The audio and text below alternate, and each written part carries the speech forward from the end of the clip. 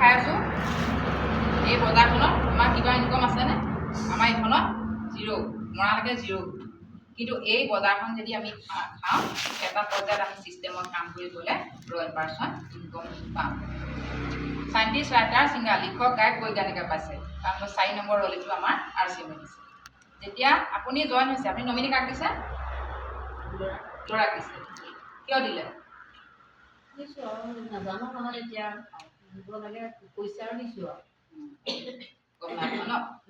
যেতিয়া আপুনি ৰয়েলটি পাব 25,000 টকা ইনকম। যেতিয়া বোলে মই ব্যৱসায়টো ৰয়েলটিৰ পাছত কৰিবলৈ বা বয়সৰ কিমান থাকে বোলে মই নোৱাৰোঁ বা কিবা অসুস্থ কিবা আপুনি পৃথিৱীতে যেনিবা নাইকিয়া হ'ল, তেতিয়া সেই জেগালৈ আপোনাক ল'ৰাক ট্ৰান্সফাৰ কৰি দিব। আপুনি ব্যৱসায়টো কৰিছে জিৰ' পৰা, হয় নহয়? জিৰ' পৰা কৈ যেতিয়া আপুনি ৰয়েল পাৰ্চন ইনকম পাব তেতিয়া 25,000 টকা ইনকম আহিব। তেতিয়া বোলে মই ব্যৱসায়টো কৰিবলৈ অকণমান অসুস্থ, তেতিয়া সেই জেগালৈ আপোনাক ল'ৰা ট্ৰান্সফাৰ কৰি দিব। ল'ৰাই ব্যৱসায়টো 25,000 পৰাই আগুৱাই নিব পাৰিব ষ্টেপ বাই ষ্টেপ। 7 পুৰুষলৈ 7 জনমলৈ ভাবক, কাম এবাৰ ইনকম বাৰবাৰ। আপুনি মৰাৰ পাছতো আপোনাৰ ইনকম জীয়াই থাকিব। এতিয়া আপোনাৰ আইডিটো বিকিব পাৰিবনে বাৰু?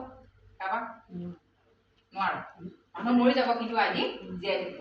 সেই আইডিতে ল'ৰাই বজাৰ ইনকম কৰি আপুনি য'ত এৰিব চব ভাবক এবাৰ। আপুনি কৰিছে জিৰ' পৰা কৰি এই ৰয়েল পাৰ্চন ইনকম পালে, ল'ৰাই আকৌ সোমাই 25,000 পৰা ইনকম কৰিব। এনেকুৱা এটা ব্যৱসায় ভাবক। ইয়াত টকা ইনভেষ্ট কৰিছিলে নেকি জইনিং? নাই।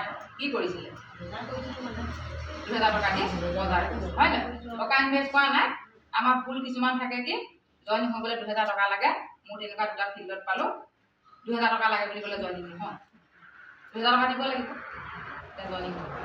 মোক কোনে ক'লে? আপোনাকে ক'লে। আপোনাকে বুজিয়ে পোৱা নাই। তাৰপিছত মই কৈ মেলি আনি জইন দিলোঁহি। কিয় পইচা দিব লাগিব বুলিহে এসপ্তাহ গুচি গ'ল। ফোন কৰিছোঁ আকৌ বজাৰ কৰা ঘৰত দি থৈ আহিছোঁ, তাৰ পাছৰ পৰা বজাৰ কৰি আছে।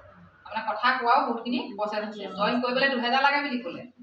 জইন কৰিবলৈ নহয়, তাত ফ্ৰী জইনিং, পইচা 2,000 বজাৰ কৰা, তাত এণ্ড দিব। সেইখিনি কথা বুজাই নিদিলে আমাৰ বহুত ভুল থাকে। ভুলৰ কাৰণে RCMত এমাহ বজাৰ কৰি এমাহ নকৰে, আইডি বন্ধ হৈ যায়। তেনেকুৱা হয় তেনেকুৱা। সেইটো কাৰণে আমি ছিষ্টেমত কামখিনি কৰিব লাগিব। লাগাতাৰ কাম কৰিব লাগিব, হয়নে নহয়? আপুনি ৰেগুলাৰ ভাত খাইছে নাই? এসাঁজ নাখালে কেনেকুৱা হ'ব? দুৰ্বল হ'ব নাই? সেইকাৰণে আমি ৰেগুলাৰ ইয়াত 6 মাহৰ মূৰে যে ফ্ৰী প্ৰডাক্টটো দিলে, 6 মাহৰ মূৰে ইয়াত ৰেগুলাৰ 6 মাহ বজাৰ কৰিব লাগিব। 6 মাহ যদি 5 মাহ কৰি এমাহ নকৰে আপুনি ফ্ৰী প্ৰডাক্টৰ পৰা ওলাই যাব। ভাবক, ইয়াত নিমখ হালধি খাব কিন্তু আপুনি ইয়াত পইচা পাব। বজাৰখন সলনিহে কৰিব লাগে। ইয়াত নিমখ হালধি খাব যেনিবা ইয়াত সেইখিনি ইয়াত কৰিব। ইয়াত ধূপ জ্বলাইছে, ইয়াত নজ্বলাই ইয়াত জ্বলাব। ৰাতিপুৱা শুই উঠি কি লাগে? আমাৰ কলগেটটো লাগে, হয় নহয়? তাৰপিছত কি লাগে? চাৰ্ফ চাবোন লাগে, তাৰপিছত ধূপ লাগে, তাৰপিছত পাকঘৰ সামগ্ৰী। বজাৰখনে সলনি কৰিব লাগে। তাৰ কিবা টান কাম আছে নাই?